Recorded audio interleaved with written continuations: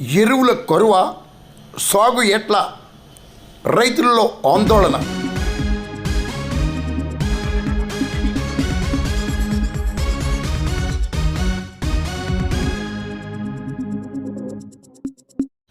Urea ఎరువుల కోసం పెదపూడి మండలంతో సహా జిల్లాలోని పలు ప్రాంతాల్లో రైతులు ఎరువుల దుకాణాలు, సహకార సొసైటీలకు ఎగబడుతున్నారు.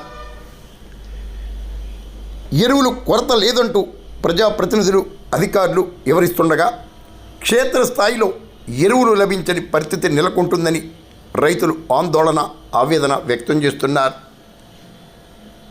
ఎరువులు కొరవ అనేది ప్రశ్నార్థకంగానే మారుతుంది. సాగు ఎట్లా అంటూ రైతులు ప్రశ్నిస్తున్నారు. ఒక్క యూరియా కోసం ఇటువంటి పరిస్థితి రావటం అత్యంత దుర్భరకరమని పలువురు రైతులు ఆవేదన వ్యక్తం చేస్తున్నారు. పెదపూడి మండలంలో సుమారు 5 సహకార సొసైటీలు, రైతు సేవా కేంద్రాల ద్వారా పెద్ద ఎత్తున యూరియా పంపిణీ చేస్తున్నట్లు మండల వ్యవసాయాధికారి సత్యప్రసాద్ వివరిస్తుండగా యూరియా కోసం రైతులు ఎగబడుతూనే ఉన్నారు. యూరియాకు అధిక సబ్సిడీని కేంద్ర ప్రభుత్వం భరించడం, రాష్ట్ర ప్రభుత్వం, కేంద్ర ప్రభుత్వం రైతులకు ఎరువులను సరఫరా చేయడం జరుగుతుంది. ప్రస్తుత స్థితిలో యూరియా కోసం రైతులు పెద్ద ఎత్తున ఎగబడటం ప్రశ్నార్థకంగా మారుతుంది. కొందరు వ్యక్తులు, రైతులు అక్రమ నిల్వలు చేయటం, అధిక మోతాదులో వాడకం చేపట్టడం వల్ల కూడా కొరత ఏర్పడుతుందన్న ఆరోపణలు వినిపిస్తున్నాయి. క్షేత్రస్థాయిలో యూరియా కొరత మాత్రం రైతులకు భారంగానే మారింది. నానో యూరియాను వినియోగించాలంటూ వ్యవసాయ అధికారులు వివరిస్తుండగా నానో యూరియా ఆశించిన ఫలితాలు అందించడం లేదని రైతులు బాహటంగానే విమర్శిస్తున్నారు. రైతుల పరిస్థితి అగమ్యగోచరంగా మారింది. తొలకరిలో ఇబ్బందులు పడ్డప్పటికీ దాల్వా సాగులో కూడా ఇరే పరిస్థితి నెలకొందని రైతులు వివరిస్తున్నారు.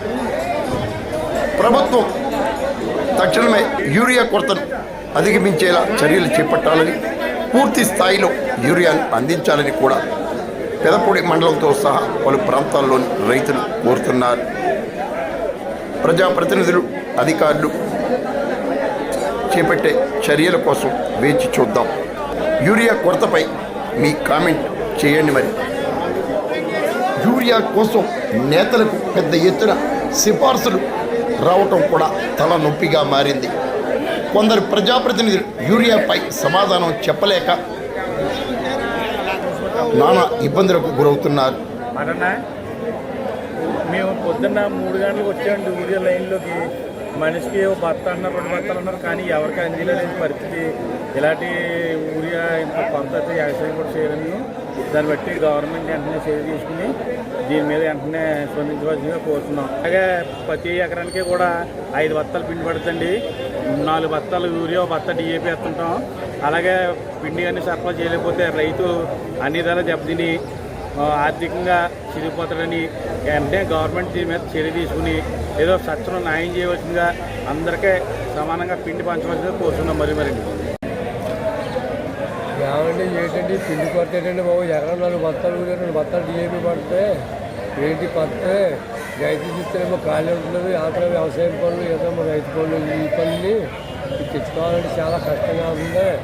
ఏ కొరత లేకుండా ఇది చెయ్యాలి. ప్రభుత్వం కూడా ఇది రైతు కూడా ఈ రకంగా అయితే మనం వ్యవసాయం చేస్తే చాలా కష్టం. రాత్రి 1 గంటకు వచ్చాం, అప్పటి నుంచి ఇప్పుడు దాకా కూడా ఏ దారి లేదు. ఇప్పుడు బత్త ఎత్తారంటున్నారు. బత్త ఎత్తే వ్యవసాయానికి ఏం చేయకపోతే రైతు పిండి చుట్టూ వచ్చి తిరుగుతాడా, లేకపోతే పిండి కొట్టు చుట్టూ తిరుగుతాడా, లేకపోతే రైతు కూలోళ్ళు తీసుకుంటాడా, అసలు నీళ్ళు కొరత చేసుకుంటాడా? దీన్ని మాత్రం మీరు తక్షణాన్ని మాకు సహకరించి అందంగా అందియాలని చెప్పి కోరుకుంటున్నాను.